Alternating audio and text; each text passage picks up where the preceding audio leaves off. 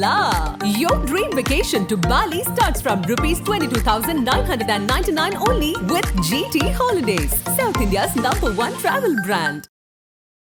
எடப்பாடி பழனிசாமி பிஜேபியை உறவை முறித்து கொண்ட பிறகும் தீவிரமான மோடி எதிர்ப்பை காட்டல மத்திய அரசாங்கத்தின் மீதான எதிர்ப்புகளை காட்டவில்லை. இப்போ இந்த தேர்தலில் பாஜகவிடம் வந்து விலங்கி இருந்து கூட ஏன் அவங்களுக்கு சிறுபான்மை ஓட்டு வரல?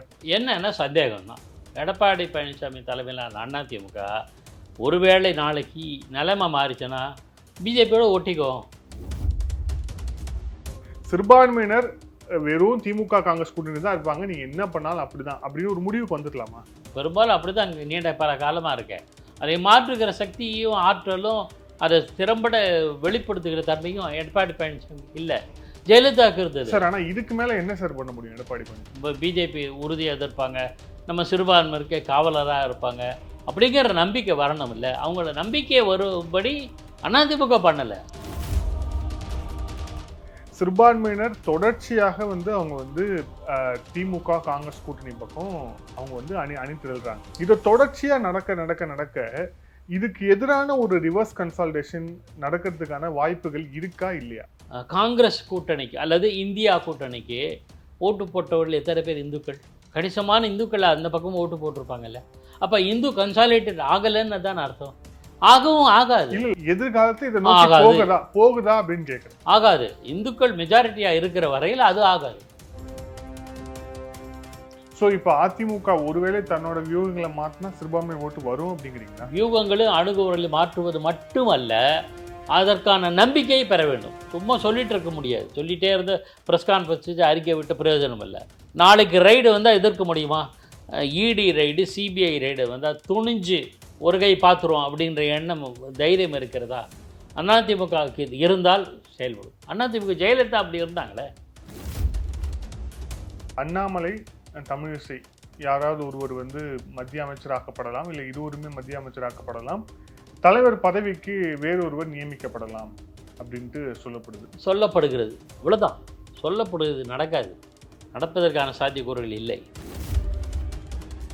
ஆதன் தமிழ் நேயர்களுக்கு அன்பு வணக்கம். இன்றைய சிறப்பு நேர்காணலில் நம்முடன் இணைந்திருக்கிறார் மூத்த பத்திரிகையாளர் பாக்கி அவர்கள். வணக்கம் சார். வணக்கம் வினோத். தேர்தல் முடிவுகள் அதோட பிரேக்கப்ஸ்லாம் வந்துட்டு இருக்கு. ஸோ தமிழகம் சென்ட்ரிக்கா சில விஷயங்களை பார்க்கலாம் அப்படின்ட்டு. அதில் குறிப்பாக அதிமுகவோட பொதுச் செயலாளர் வந்து இன்னைக்கு செய்தியாளர் சந்திப்புலையும் வந்து பேசியிருக்கிறாரு. கூட்டணி உள்ளிட்ட பல்வேறு விஷயங்களை பற்றி அவர் அதில் பேசியிருக்காரு அப்படிங்கிறத பார்க்குறோம். இதில் மிக முக்கியமாக கூட்டணி வந்து இப்போ அவர் சொல்கிறாரு, அடுத்த முறை நாங்கள் ஆட்சிக்கு வந்துடுவோம். ரெண்டாவது, எங்களுக்கு இது ஒன்றும் பெரிய தோல்வி கிடையாது, நாங்கள் 1% கூட தான் போயிருக்கோம் அப்படின்ட்டு. அதிமுக உண்மையிலேயே வந்து அந்த மாதிரி 1% கூடுனதுங்கிறது வளர்ச்சின்னு அவர் சொல்கிறார் இல்லையா? அது உண்மைதானா? பர்சன்டேஜ் பதிவு, அதாவது அதிமுகவுக்கு பதிவான வாக்கு சதவீதம் வந்து அதிகரித்திருக்கிறது. திமுக காங்கிரஸ் ஆகியவற்றுடைய வாக்குப்பதிவு வந்து குறைஞ்சிருக்கு. இதில் என்னன்னா, எவ்வளோ பர்சன்டேஜ் நமக்கு எல்லா பத்திரிகைகள் எல்லாமே விவாதிச்சிட்டோம். அதில் என்னன்னா, திமுகவில் வந்து கூட்டணி எதுவும் மாறலை, ஆனால் மக்கள் நீதி மையம் சேர்ந்துருக்கு. என்னோடய பார்வை என்னென்னா, மக்கள் நீதி மையம் சென்ற மாதிரி நடுநிலையாக இருந்தது. பாஜகவை பிடிக்காத கழகங்களை, திராவிட கட்சிகளை பிடிக்காதவர்கள்லாம் மக்கள் நீதி மையத்துக்கு போட்டிருப்பாங்க. அதுதான் படித்தவர்கள், கொஞ்சம் எலிட்டானவர்கள் அந்த மாதிரி தொகுதியில் போட்டிக்கிட்டாங்க. ரெண்டாவது, எல்லாமே இந்த அரசியல் கட்சிகளே வேண்டாம், புதிய கட்சியை நம்ம ஆதரிப்போம் அப்படிங்கிற மனநிலையை ஆதரித்தவங்கலாம் உண்டு. வேட்பாளர்கள் பார்த்திங்கன்னா retired IAS officers, IPS officer, அந்த மாதிரி ஒரு படித்த மக்கள் மத்தியில் ஏற்கத்தக்க மதிப்புமிக்க வேட்பாளர்கள் இருந்தாங்க. அதனால் கணிசமான அளவு மக்கள் நீதி மையத்துக்கு வந்தது, நாம் தமிழருக்கும் கிடைச்சது. அப்போது பாஜக அதிமுக கூட்டணி இருந்தது, திமுகவில் தனியாக அதனுடைய கூட்டணி கட்சிகள் இருந்தது, இன்னொரு பக்கம் மக்கள் நீதி மையம் தனியாக இருந்தது, நாம் தமிழரும் தனியாக போட்டிட்டாங்க. இந்த முறை மக்கள் நீதி மையம் அந்த களத்தில் இல்லை. அவங்க வந்து எந்த வேட்பாளரும் இல்லை, எல்லாமே திமுக, காங்கிரஸ், விடுதலை சிறுத்தைகள் அண்ட் கம்யூனிஸ்டுகள் இவங்க தான் களத்தில் போட்டிட்டாங்க. முஸ்லீம் லீக் உட்பட கட்சிகள் தான் போட்டிட்டு வெற்றி பெற்றிருக்காங்க.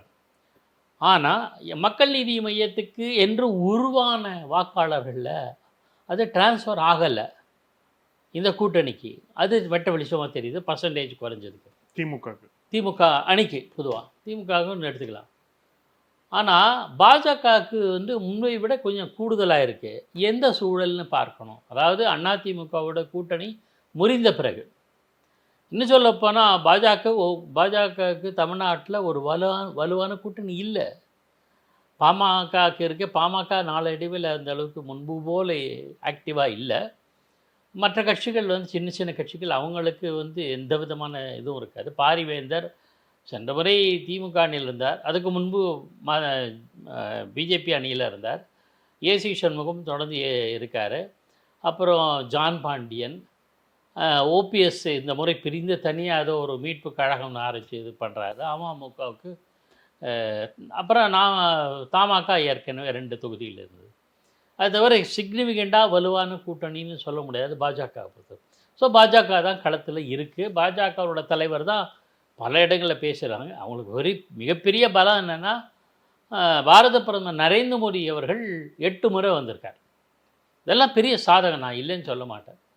ஆகையினால் இதன் மூலம் கிடைக்க வேண்டிய சதவீதத்தோட என்னுடைய பார்வை மக்கள் நீதி மையம், அதாவது திமுகவுக்கும் பொதுவாக திமுகவுக்கும் கழகங்களுக்கும் இந்த ஒரே கட்சியை பார்த்துட்டு வந்துடுமே, இது மாற்றாக வேணும், மாற்று அப்படி எடுத்துக்கலாம். அதாவது திமுக அதிமுக இல்லாத ஒரு மாற்று அணி, அதற்கான வாக்குகள் தான் 2019 மக்கள் நீதி மையத்துக்கு போன வாக்குகள். அதுதான் இல்லை, இது எலெக்ஷனில் ரொம்ப முக்கியமாக இது வந்து ஒரு பார்லிமெண்ட் எலெக்ஷன்.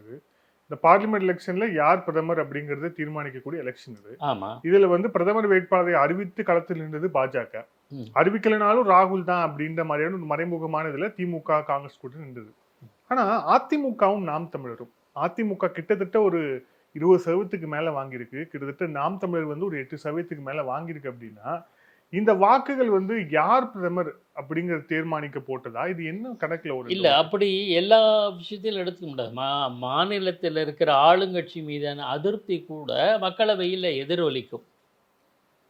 அப்போ யார் பிரதமர்னு சொல்ல வேண்டிய நீங்கள் 2014 செல்வி ஜெயலலிதா அம்மையார் இருந்தபோது யார் பிரதமர்னு அதிமுக அறிவிச்சது இல்லையே. ஆனால் அவங்க 37 இடங்கள் அள்ளிறாங்கல்ல. இல்ல, அப்ப அவரே தன்னைத்தானே பிரதமர் வேட்பாளர் அறிவித்தார்ல ஜெயலலிதா. அவங்க அறிவிச்சாங்கன்னு தெரியாது. அதிகாரம் மோடியா இந்த லேடியா? இல்லை, அது வந்து மோடியை சேலஞ்ச் பண்ணுறாங்க. மத்தியில் உள்ள மத்தியக்கு வரல, மோடி தான் அலை வீசும்னு நாடு முழுதும் பேசப்பட்டது. இல்லை, அந்த தமிழ்நாட்டை பொறுத்தவரை மோடியா லேடியானா நான் தான், அந்த அலை இங்கே வயசு அதை தடுத்து வச்சுட்டோம், அணை கட்டி வச்சுட்டோம் அப்படிங்கிறதுக்காக தான் அது சொன்னாங்களே தவிர எந்த இடத்துல அவங்க பிரதமர் வேட்பாளர்னு அவங்க அதை பற்றி அதிகாரமும் எதுவும் தெரியல. ஏன்னா அவங்க முதலமைச்சராக அந்த 2014 வந்து அவங்க முதலமைச்சர் தானே. ஆக அதுதான் அவங்க பார்வை. அப்போ பிரதமர் வேட்பாளர்னு அறிவிக்காத கட்டத்திலே அவங்க வந்தாங்க. ஒன்று. ரெண்டாவது, பிரதமர் வேட்பாளர் யார் என்று அறிவித்தாலும் அறிவிக்காவிட்டாலும் பல மாநிலங்களில் மாநில அரசுகள் மீதான கோபம் தான் எதிரொலிச்சிருக்க. உதாரணத்துக்கு ஆந்திர பிரதேசம், ஒய்எஸ்ஆர் காங்கிரஸ் அங்கே யாரும் நரேந்திர மோடி ஆதரித்து தெலுங்கு தேசம் களத்தில் இருந்தாலும் ஒய்எஸ்ஆர் காங்கிரஸ் ஜெகன்மோகன் ரெட்டி அரசு மீதான அதிருப்தி தான் அங்கே வெளிப்பட்டது. ஒரிசாவில் பாஜக பிஜு ஜனதாதள் உறவு முறிஞ்சா கூட ஒரிசாவில் பிஜு ஜனதாதள் நவீன் பட்நாயக்கோட அரசு மீதான அதிருப்தி அல்லது ஒரு அலுப்பு, சலிப்பு அது வெளிப்பட்டிருக்கு. கர்நாடகத்தில் கூட பார்த்திங்கன்னா சட்டப்பேரவை தேர்தலில் அறுதி பெரும்பான்மை கொடுத்து காங்கிரஸ் ஆட்சிக்கு அமைத்த மக்கள் இந்த முறை இல்லை. இந்த முறை பிஜேபிக்கு கணிசமான இடங்கள் கொடுத்துருக்காங்க.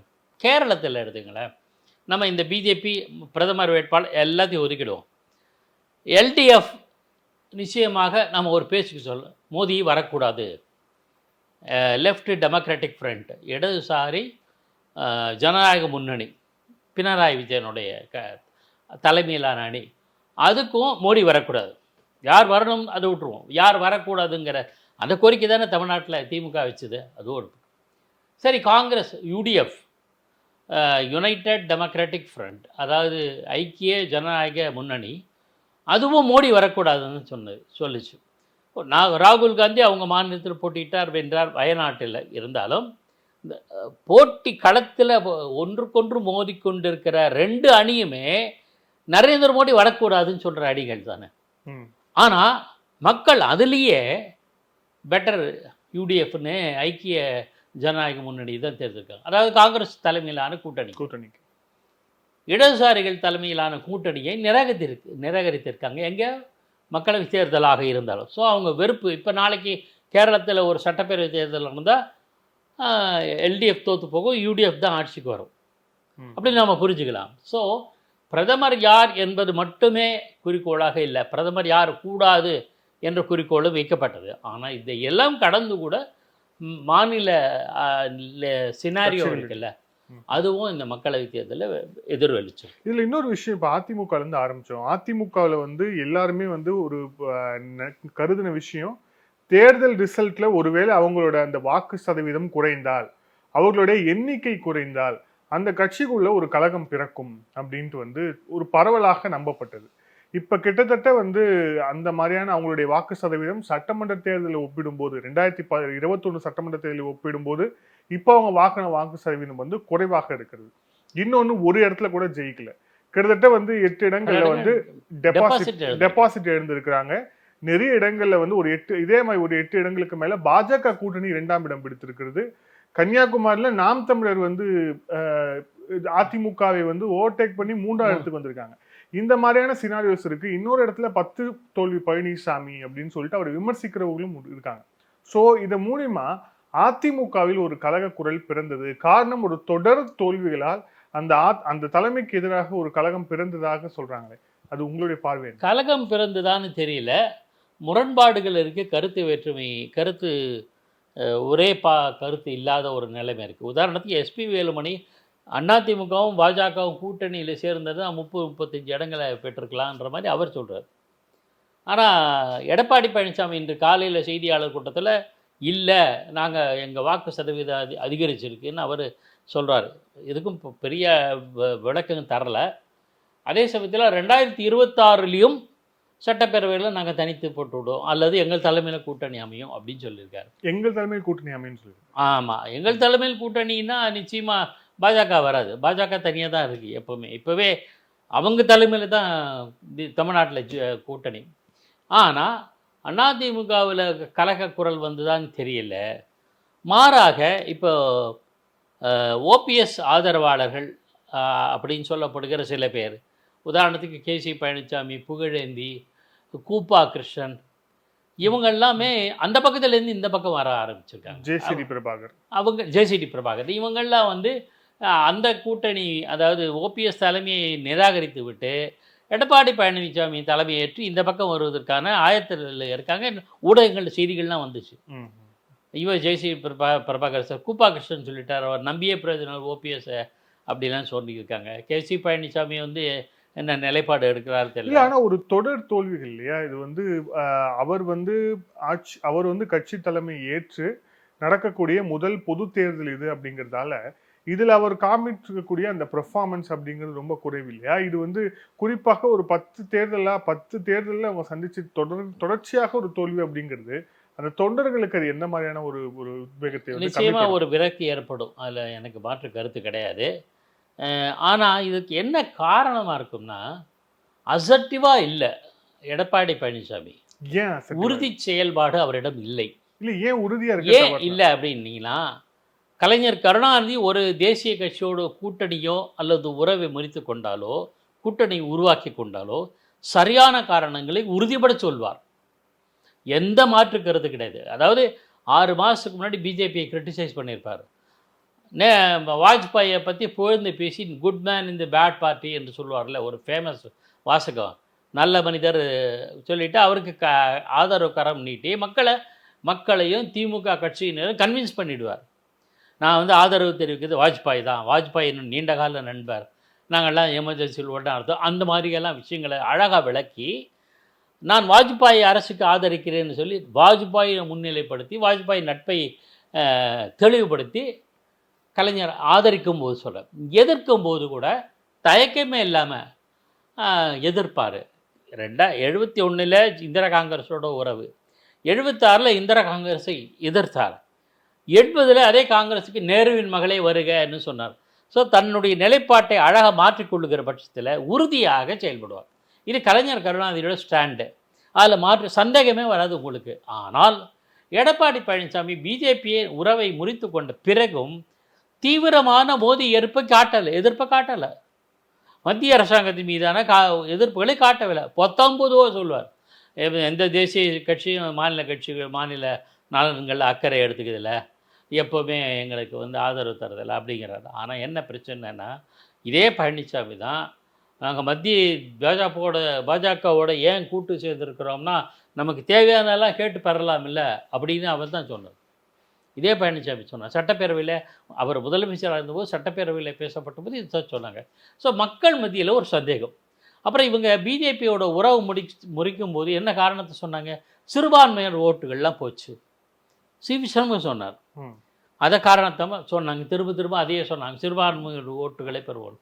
ஆனால் இவங்க பிஜேபி அணியிலேருந்து விலகி வந்த தனித்து உறவை முறித்து கொண்ட பிறகு எந்த சிறுபான்மை கட்சியினும் தமிழ்நாட்டில் பெரிய சிறுபான்மை கட்சினா 2-3 சொல்லலாம். உதாரணத்துக்கு முஸ்லீம் லீக், இந்திய யூனியன் முஸ்லீம் லீக், அப்புறம் மனிதநேய மக்கள் கட்சி, தமிமுன் அன்சாரியோட கட்சி. தமிமுன் அன்சாரி கட்சி அதிமுக பக்கம் இருந்தது, திமுக பக்கம் போயிடுச்சு. இல்லை, இப்போ இந்த தேர்தலில் பாஜகவிடம் விலங்கி இருந்து கூட ஏன் அவங்களுக்கு சிறுபான்மை ஓட்டு வரல? குறிப்பாக பாஜக கூட்டணி இருக்கிற பன்னீர்செல்வம், அதுக்கப்புறம் டிடிவி தினகரன், சௌமியா அன்புமணி கூட கணிசமான அந்த சிறுபான்மையினர் ஓட்டு இருக்கு. அவங்களுக்கு டிரான்ஸ்ஃபர் ஆயிருக்கு அப்படின்னு சொன்னாங்க. ஸோ பாஜக கூட்டணி இருக்கவர்களுக்கு டிரான்ஸ்ஃபர் ஆயிருக்கு. ஆனா பாஜக கூட்டணி இருக்கிறதால எங்களுக்கு இந்த ஓட்டு வராதுலாம் தனியா நிக்கிறவங்களுக்கு டிரான்ஸ்ஃபர் ஆகலன்னா அப்ப என்ன காரணம்? என்னன்னா சந்தேகம் தான். எடப்பாடி பழனிசாமி தலைமையிலான அதிமுக ஒருவேளை நாளைக்கு நிலைமை மாறிச்சுன்னா பிஜேபியோட ஒட்டிக்கும், நிரந்தரமாக இந்த நிலைப்பாட்டில் உறுதியாக இருக்க மாட்டாங்க அப்படின்னு நம்புகிறாங்க. ரெண்டாவது, இவங்க களத்தில் மெதுவாக தான் தடவி இருக்காங்க, கடுமையாக அண்ணாமலை தீட்டிருக்காங்க.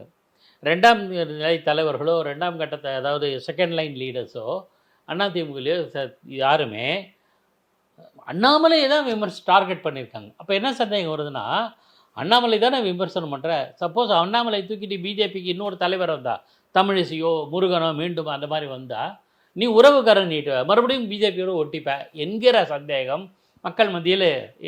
எனக்கு ஒரு சந்தேகம் என்னன்னா, சிறுபான்மையினர் உங்களுடைய அந்த ஒரு மூத்த பத்திரிக்கையில் அந்த ஒரு பெரிய ஒரு எக்ஸ்பீரியன்ஸில் சிறுபான்மையினர் இனிமே வேற ஒரு கட்சிக்கு அவங்க வாக்களிப்பாங்கன்னு நீங்கள் நம்புறீங்களா?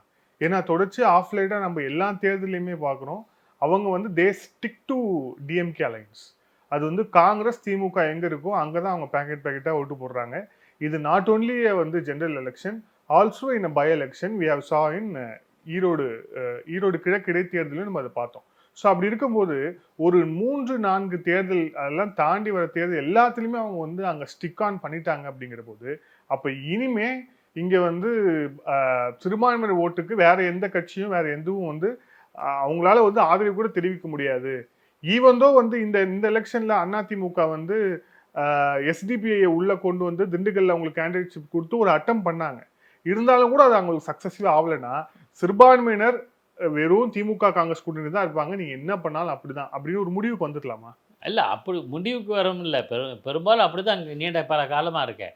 அதை மாற்றுகிற சக்தியும் ஆற்றலும் அதை திறம்பட வெளிப்படுத்துகிற தன்மையும் எடப்பாடி பழனிசாமிக்கு இல்லை, ஜெயலலிதாவுக்கு இருந்தது சார். ஆனால் இதுக்கு மேலே என்ன சார் பண்ண முடியும் எடப்பாடி பழனிசாமி? இல்லை, அதாவது தீவிரமாக இப்போ இந்த தேர்தல்லையே முதல்கட்ட வாக்குப்பதிவுக்கு அப்புறம் பாஜக தேசிய அளவில் சிறுபான்மையினர் மனம் புண்படுகிறவர்கள் ஏராளமாக பேசியிருக்காங்க.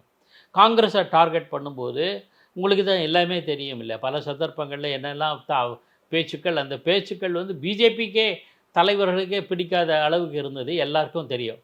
அந்த சமயத்தில் தமிழ்நாட்டில் திமுக ரியாக்ட் பண்ணிச்சு, காங்கிரஸ் ரியாக்ட் பண்ணிச்சு, மற்ற கட்சிகள்லாம் ரியாக்ட் பண்ணாங்க. அதாவது பாஜக சாராத மற்ற கட்சிகள்லாம்.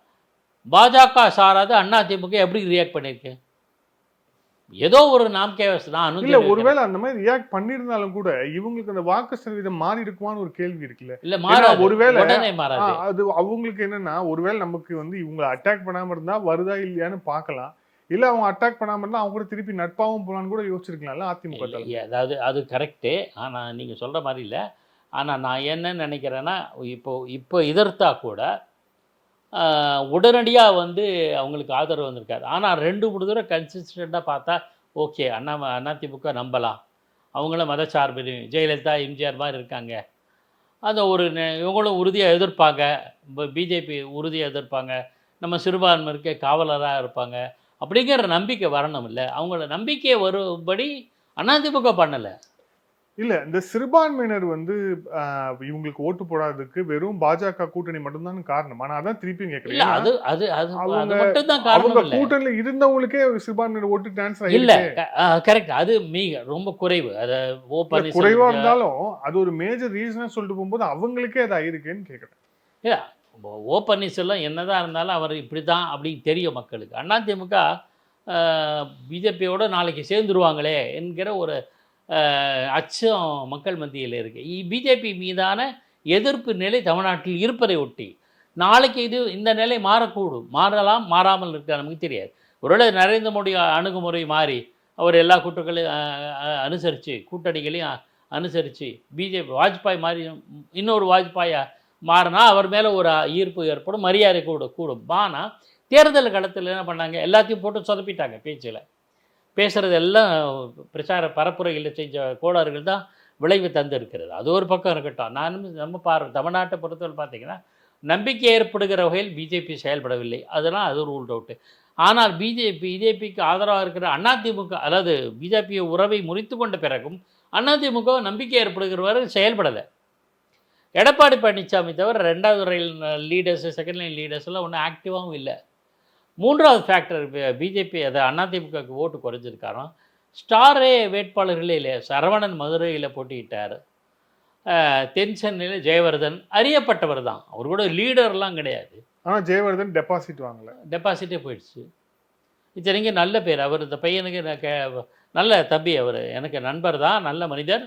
ஆனால் அவருக்கு என்னமோ செல்வாக்கு இல்லாமல் போச்சு. அது ஒருவேளை அவருடைய இல்ல அவரோட சொந்த சமூகமா இருக்கக்கூடிய மீனவ சமுதாயமே கிட்டத்தட்ட 2 லட்சம் ஓட்டுக்கு மேல இருக்காங்க. அவங்க வாக்குகளே டிரான்ஸ்ஃபர் ஆகலன்னு சொல்றாங்க. இருக்கலாம், அதுக்கு காரணம் வேற என்னன்னு தெரியாது. ஆனால் அதையும் கடந்து தான் ஜெயக்குமார், ஜெயவர்தன் போன்றவங்களாம் சாதி எல்லைகளை கடந்து தான் அவங்க செயல்படுறாங்க எப்போவுமே. ஆனால் அவங்களுக்கு உண்டான நல்ல பேருக்கு கூட அவங்களுக்கு வெற்றி தராது தான் வியப்பாக இருக்குது. வெற்றி தர வேண்டியது, செகண்ட் இடத்தை கூட தராமல் இருக்குது, டெபாசிட் எடுப்பதெல்லாம் வியப்பானது. என்னன்னா இதுக்கெல்லாம் காரணம் ஜெயவர்தனோட தோல்வி அல்ல, ஜெயவர்தன் பின்னாடி இருக்கிற அதிமுகவோட தோல்வியாக தான் பார்க்கணும். சார் இதில் இன்னொரு விஷயம், சிறுபான்மையினர் பற்றி நம்ம பேசும்போது சிறுபான்மையினர் தொடர்ச்சியாக வந்து அவங்க வந்து திமுக காங்கிரஸ் கூட்டணி பக்கம் அவங்க வந்து அணி திரள்றாங்க. ஒரு தேர்தலுக்கும் இது தொடர்ச்சியாக நடந்து கொண்டே இருக்கிறது. இதை வந்து கன்சால்டேஷன், போலரைசேஷன் நம்ம எப்படி வேணா சொல்லலாம். இதை தொடர்ச்சியாக நடக்க இதுக்கு எதிரான ஒரு ரிவர்ஸ் கன்சால்டேஷன் நடக்கிறதுக்கான வாய்ப்புகள் இருக்கா இல்லையா? குறிப்பா ஏன்னா இந்த எலெக்ஷன்ல ஒரு 10 பாஜக அப்படிங்கிறது 10% மேல வாங்கின ஒரு கட்சியாக மாறி இருக்கிறது. அப்படி இருக்கும்போது தொடர்ச்சியா இது நடந்துகிட்டே வர ஒரு ரிவர்ஸ் கன்சால்டேஷனுக்கான வாய்ப்பு இருக்கா இல்லையா? அதாவது ஹிந்து கன்சால்டேஷன் அதுதான் சில பேர் சொல்றாங்க. எனக்கு அதில் அவ்வளோ எதிர்பார்ப்பு இல்லை. ஹிந்து கன்சாலிடேஷன் ஒன்றும் இல்லை. சிறுபான்மையர் கன்சாலிடேஷன்னா பிகாஸ் சிறுபான்மையினுங்க வீக்கு. நம்ம எண்ணிக்கை வயசும் அதிகார அடிப்படையிலும் பார்த்தீங்கன்னா இந்தியாவில் மைனாரிட்டிஸ் தானே அதே இது பாகிஸ்தான் அவங்க பெரும்பான்மையர், அரபு நாடுகள் அவங்க பெரும்பான்மையர், அது வேற. இங்கே உள்ள கள நிலவரத்தில் பார்த்தோன்னா தேர் மைனாரிட்டிஸ், என்னதான் இருந்தாலும் மைனாரிட்டிஸா சிறுபான்மையினர் தான். ஸோ அவங்க கன்சாலிடேட் ஆகிறதுக்கு வாய்ப்புகள் இருக்குது. பெரும்பான்மையர்கள் எப்பவுமே ஆக மாட்டாங்க. இல்லை அதில் என்னன்னா பெரும்பான்மை ஏன் ஆக மாட்டேங்க, ஏன் அது ஒரு ஆகக்கூடும்னு ஒரு வார்த்தை சொல்லப்படுதுன்னா, சிறுபான்மையினர் தொடர்ச்சியாக வந்து அவங்களோட இலக்கில் அவங்க தெளிவாக இருக்கிறாங்க. யாரை தோற்கடிக்கணுமோ, யாரை கரெக்டாக தோற்கடிக்கணும் அப்படிங்கிறத பார்த்து அந்த கட்சிக்கு வாக்களிக்கிறாங்க. ஃபார் எக்ஸாம்பிள், அதே சிறுபான்மையினர் வந்து தமிழகத்தில் வந்து திமுகவுக்கு வாக்களிச்சாங்கன்னா, சிறுபான்மையினர் வந்து யூபியில் வந்து அகிலேஷ் பின்னாடி நிற்கிறாங்க. அதே சிறுபான்மையினர் வந்து வெஸ்ட் பெங்காலில் வந்து மம்தா பானர்ஜிக்கு பின்னாடி நிற்கிறாங்க. ஸோ அவங்களுக்கு யாரை தோற்கடிக்கணும் அப்படின்னு தெரிஞ்சு அது வந்து ஒரு எலெக்ஷனுக்கும் அது நடக்குது. அப்படிங்கிற போது இதை பார்த்து அப்போ வந்து ரிவர்ஸா கன்சல்டேஷன் நடக்காதா அப்படின்னு ஒரு கேள்வி கேட்குறாங்க. இல்லை அது ஒரு அப்படி தோன்றும். இந்து கன்சாலிடேஷனுக்கு இப்போ காங்கிரஸ் கூட்டணிக்கு அல்லது இந்தியா கூட்டணிக்கு ஓட்டு போட்டவர்கள் எத்தனை பேர் இந்துக்கள்? கணிசமான இந்துக்கள் அந்த பக்கமும் ஓட்டு போட்டிருப்பாங்கல்ல. அப்போ இந்து கன்சாலிடேட் ஆகலைன்னு தான் அர்த்தம். ஆகவும் ஆகாது. இல்ல ஆகல. நான் இப்ப கேட்க வர்றது என்னன்னா, எதிர்காலத்துல இதை நோக்கி போகுதா அப்படின்னு கேட்கிறேன். ஆகாது. இந்துக்கள் மெஜாரிட்டியா இருக்கிற வரையில் அது ஆகாது. எப்பவுமே பலவீனமானவங்க தான் ஒன்றா சேர்ந்து இப்போ எப்பவுமே தோல்வி அடைந்தவர்கள் அல்லது பலவீனமானவர்கள் அவங்க தான் ஒன்றா சேருவாங்க. ஏன்னா தங்களுக்கு ஒருத்தருக்கு ஒருத்தர் பாதுகாப்புங்கிறதுனால. பலம் வந்துடுச்சுன்னா நமக்கு எப்படியும் பலம் இருக்குல்ல, பரவாயில்ல அப்படின்னு இன்னும் சொல்ல போனால் கோஷ்டிகள்லாம் வரும். வலிமையான கட்சியில் தான் கோஷ்டி வரும். ரொம்ப வீக்காக இருக்கிற கட்சியில் கோஷ்டி பூசல் வருமா? வராது. மாறாக முடிஞ்சால் அவங்க ஒன்றா இருப்பாங்க. அந்த கட்சிகள் நிலைமை எப்படியோ தெரியாது. இனங்களின் நிலை அப்புறம் இது ஒரு பொலிட்டிக்கல் கொஸ்டினா இல்லாமல் இது ஒரு சோஷியலாஜிக்கல் அந்த சோஷியல் அது அந்த ஆஸ்பெக்டில் தான் சொல்கிறேன். இந்தியாவில் இப்போது இஸ்லாமியர்களோ சிறுபான்மையினரோ அந்த அளவுக்கு செல்வாக்கு மிக்கவர்களாக வலிமையானவர்களாக அப்படியே இல்லை. அதெல்லாம் கிடையாது. ஃபண்டு வருது, ஃபாரின் வருது, ஃபண்டு வருது, எல்லாம் சின்ன சமாச்சாரம். அது வந்து அதுக்காக மட்டும் இல்லை, என்ஜிஓக்களுக்கு கூட வருது, அது வேறு. ஆனால் அரசியல் நிலையில் அது பெரிய எந்த அளவுக்கு தாக்கத்தை ஏற்படுத்தும் தெரியாது.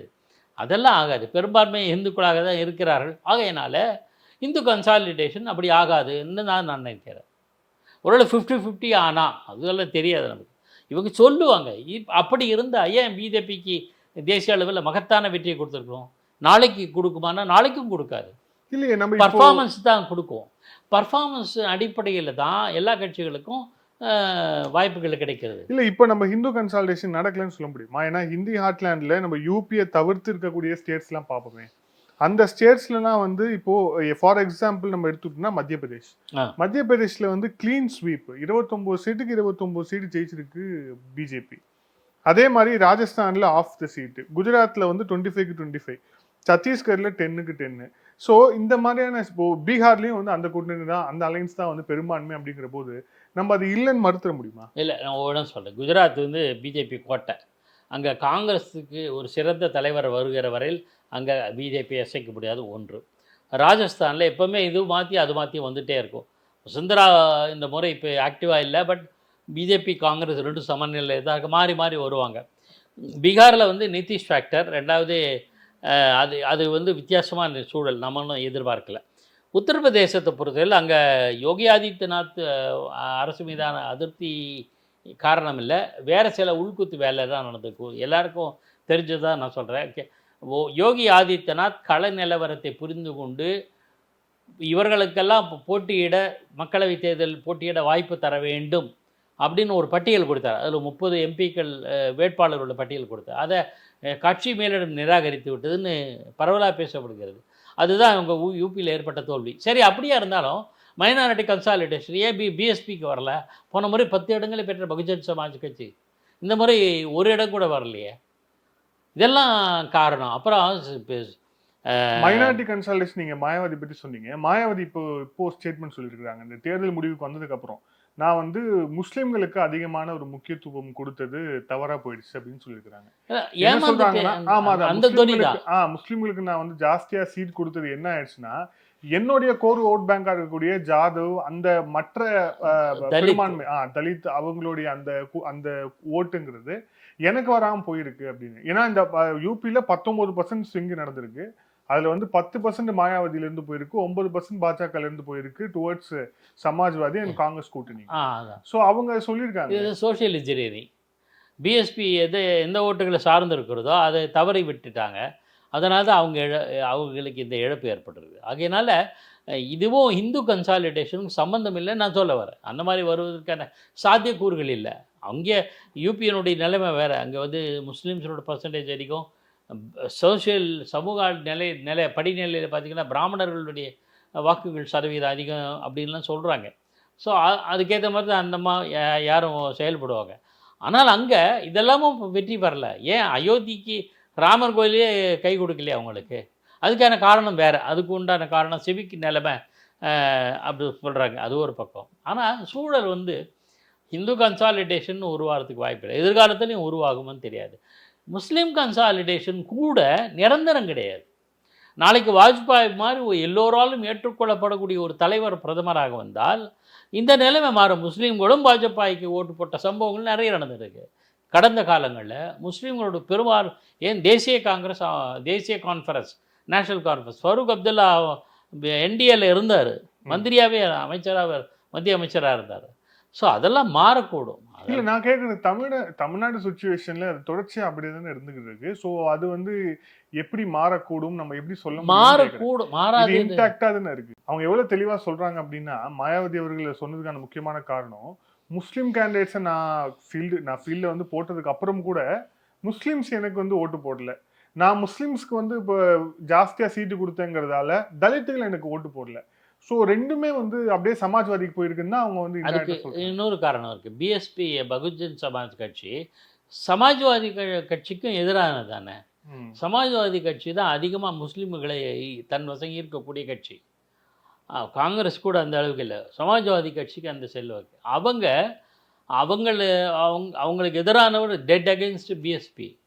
அதனால தான் முஸ்லீம்கள் பிஎஸ்பியை விட நம்ம எப்படி தமிழ்நாட்டில் அதிமுகவோட காங்கிரஸ் திமுக பெட்டர்னு நினைக்கிறாங்களோ அதே மாதிரி நிலை தான் அங்கே தான். அதனால தான் சமாஜ்வாதிக்கு போயிருக்கு. அகிலேஷ் யாதவுக்கு கிடைச்ச வெற்றி அது. ரெண்டாவது அகிலேஷ் யாதவ் கலப்பணி நல்லா செயல்பட்டுக்காரு, அதெல்லாம் ப்ளஸ் பாயிண்ட் தான். ஸோ இப்போ அதிமுக ஒருவேளை தன்னோட வியூகங்களை மாற்றினா சிறுபான்மை ஓட்டு வரும் அப்படிங்கிறீங்களா? வியூகங்களும் அணுகுமுறைகளை மாற்றுவது மட்டுமல்ல, அதற்கான நம்பிக்கையை பெற வேண்டும். சும்மா சொல்லிட்டு இருக்க முடியாது. சொல்லிகிட்டே இருந்து ப்ரெஸ் கான்ஃபரன்ஸ் வச்சு அறிக்கை விட்டு பிரயோஜனம் இல்லை. நீங்கள் செயலில் காட்டுங்க. நாளைக்கு ரைடு வந்தால் எதிர்க்க முடியுமா? அதிமுக அமைச்சர்கள், முன்னாள் அமைச்சர்கள் மீது இடி ரைடு, சிபிஐ ரைடு வந்தால் துணிஞ்சு ஒரு கை பார்த்துருவோம் அப்படின்ற எண்ணம், தைரியம் இருக்கிறதா? அதிமுகவுக்கு இது இருந்தால் செயல்படும். அதிமுக ஜெயலலிதா அப்படி இருந்தாங்களே. 26 வழக்குகளில் ஒரே போட்டாங்க 1996. 22, 26 வழக்குகளும் தொடர்ச்சியாக போட்டாங்க. ஒன்றுத்தில் பெயிலில் வந்தாங்கன்னா மறுபடியும் உள்ளே போகிறவளுக்கு பிளாக்கெட் கேசஸ்ன்னு சொல்லுவாங்க. ஒட்டுமொத்தமாக அத்தனை எதிர்கொண்டாங்க, எதிர்த்து போராடினாங்க 5 வருஷம் எதிர்த்து. 96லேருந்து 2001 வரை திமுகவை எதிர்த்து களங்கண்டார். அந்த மாதிரியான உறுதித்தன்மை அதிமுக வந்தால், அதிமுக தலைமைக்கு வந்து விட்டால் சந்தேகம் கிடையாது, அவங்களுக்கு வெற்றி எழுதி தரலாம். ஆனால் செய்ய வேண்டும். இந்த நேர்காணல இறுதியான கேள்வி, தமிழக பாஜகவில் தலைவர் மாற்றம் இருக்கக்கூடும் அப்படின்னு சொல்லப்படுது. குறிப்பாக வந்து அண்ணாமலை, தமிழிசை யாராவது ஒருவர் வந்து மத்திய அமைச்சராக்கப்படலாம், இல்லை இருவருமே மத்திய அமைச்சராக்கப்படலாம், தலைவர் பதவிக்கு வேறொருவர் நியமிக்கப்படலாம் அப்படின்ட்டு சொல்லப்படுது. உங்களுடைய பார்வை என்ன? சொல்லப்படுகிறது, இவ்வளோதான் சொல்லப்படுகிறது. நடக்காது, நடப்பதற்கான சாத்தியக்கூறுகள் இல்லை. தமிழ்நாட்டில் தமிழிசை ஏற்கனவே தமிழக பாஜக தலைவராக இருந்திருக்கிறார். ஆனால் மீண்டும் அவர் தலைவராக ஆக்கப்படுவாரான்னு தெரியாது. பெரும்பாலும் தமிழ்நாட்டை பொறுத்தவரையில் பார்த்தீங்கன்னா ஒரு தலைவருக்கு அப்புறம் அவருக்கு இன்னொரு வாய்ப்பு தந்ததாக தெரியல. நேஷனல் லெவலில் கூட அது அளவில்லை. வெங்கைய நாயுடு தான் 2 முறை இருந்தால் தான் நான் நினைக்கிறேன். ஜனா கிருஷ்ணமூர்த்தி கூட 1 முறை தான் இருந்தார். பாஜக தேசிய தலைமையில் கூட மாறி தான் கொடுத்து வந்திருக்கு. ஆகையினால் அண்ணாமலை மாற்றப்படுவதற்கான சாத்தியக்கூறுகள் இல்லை. அவருக்கு ஒருவேளை அமைச்சரவை பதவி தருவார்கள் பேசுகிறாங்களே தவிர அதையும் அவர் ஏற்பாரான்னு தெரியாது. முருகனுக்கு வேண்டுமானால் கிடைக்கலாம். ஏன்னா முருகன் ஏற்கனவே ராஜ்யசபா உறுப்பினர் மீண்டும் ஆக்கப்பட்டிருக்கார். ஆகையினால தமிழ்நாட்டை பொறுத்தவரையில் அண்ணாமலையை மாற்றுவதற்கான கிரைசிஸ் பீரியட்லேயே அவரை மாற்றலை. இப்போது வெற்றியோட என்டிஏ மீண்டும் ஆட்சிக்கு வந்திருக்கிறது, மகிழ்ச்சியில் இருக்காங்க. அதனால் அதிமுக அவர்கள் மாற்றுவதற்கான சாத்தியக்கூறுகள் இல்லை. தமிழ்நாட்டில் பாஜக பொறுத்தவரையில் இடங்களை விட சதவீதத்தை அதிகரித்து காட்ட வேண்டும் என்பதுதான் அவருக்கு தரப்பட்ட அசைன்மெண்ட். அதை வெற்றிகரமாக நிறைவேற்றிருக்கார். Percentage of polled in favour of BJP has gone up. பாஜகவுக்கு ஆதரவாக பதிவான வாக்குகளின் சதவீதம் உயர்ந்திருக்கிறது, வளர்ச்சி கண்டிருக்குது. பாஜக எந்த கழகங்களோட கூட்டணியில் இல்லாமல். ஆகையினால அண்ணாமலையை மாற்றார்கள். இந்த டெம்போ இருக்கும்ல, அதனால் பார்த்துக்கலாம். அவருக்கும் ஒரு நோக்கம் இருப்பதாக நாம் புரிந்து கொள்கிறோம். அவரை சட்டப்பேரவை தேர்தலில் 2026 கணிசமாக ஒரு இடங்களை பெற்றால், எப்படியாவது கூட்டணியாகவோ எப்படியோ பாஜக தலைமையிலான ஆட்சி அமைக்கப்பட வேண்டும் என்று நினைக்கிறது. தமிழ்நாட்டில் ஒரு கிட்டத்தட்ட 70-60 ஆண்டுகளுக்கு கழித்து ஒரு தேசிய கட்சி தமிழ்நாட்டில் ஆட்சிக்கு வர வேண்டும் என்கிற எண்ணத்தோடும் லட்சியத்தோடும் கனவோடும் உழைத்து கொண்டிருக்கிறார். அப்படி தான் நான் பார்க்குறேன். அதற்கு மேலிடம் பச்சை கொடி காட்டுவதாகத்தான் நான் புரிந்து கொள்கிறேன். அதனால் அண்ணாமலை மாற்றுவதோ இருக்காது.